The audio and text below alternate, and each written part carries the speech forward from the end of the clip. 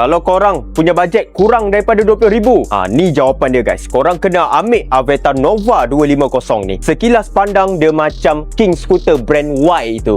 Jom tengok video aku. Okay, Aveta Nova 250, dia punya penampilan dia memang sangat premium guys. Dia menggabungkan keselesaan maxi scooter dengan gaya sporty guys. Aku suka bahagian belakang dia. Dia sangat mengimbau dekat S-Max V1, lampu belakang dia. Yang ni kalau korang tengok, dia siap datang dengan dual shock absorber, siap dengan sub tank guys. Okay, dengan harga murah, dia dapat provide engine berkapasiti 244cc, mampu menghasilkan 25 horsepower dengan 23 Nm of torque. Okay, features yang premium, apa yang ada dengan motor ni?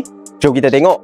Braking system dia daripada kilang memang dah padu. Korang tengok dia bagi apa. Yang ini 4 piston punya caliper. Radial punya siap datang dengan ABS, lengkap lagi dengan traction control. Bestnya motor ni, dia datang dengan smart key system. Paparan meter dia sangat besar, 7 inci TFT full color. Siap datang dengan front dashcam. Ada lagi TPMS guys. Hadir dengan 2 kompartmen, satu belah kanan. Belah kanan ni agak kecil sikit.